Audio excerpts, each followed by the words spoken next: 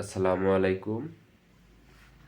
অনেকেই কমেন্ট করে যে ভাই আপনি তো নিটিং সেকশনে চাকরি করেন, তো আপনার স্যালারি কত, বা আবিজাবি অনেক বিষয়ে কমেন্ট করে। তো তাদেরকে প্রথমে বলি, আমি মূলত চাকরি করি নিটিং সেকশনে কোয়ালিটিতে। তারপরে ওখান থেকে আমাকে দিয়েছে প্ল্যানিং সেকশনে, মানে প্ল্যানিং ডিপার্টমেন্ট আর কি। কিন্তু প্ল্যানিং ডিপার্টমেন্টে আমার কোনো কাট করে দেয় না, এখনো আমি ওই কোয়ালিটির কার্ডে আছে আমার। তো আমি যখন কোয়ালিটি অ্যাসিস্ট্যান্ট কোয়ালিটি হিসেবে ঢুকি, মানে সহকারী কোয়ালিটি হিসেবে ঢুকি, তখন আমার বেতন ছিল 12,500 টাকা। তারপরে 2 বছর চলে গেছে, 900 করে 2বারে বাড়ছে। এটা আমার মূল বেতন।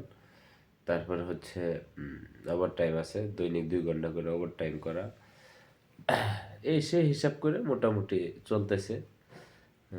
16, 17, 18 এভাবে স্যালারি উঠে।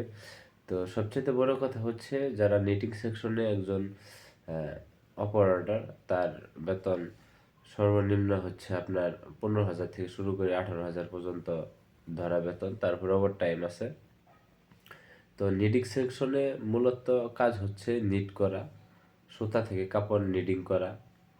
আহ, আর একজন সহকারী অপারেটর মানে যিনি আমরা যেটাকে বলি এই আপনার হেল্পার।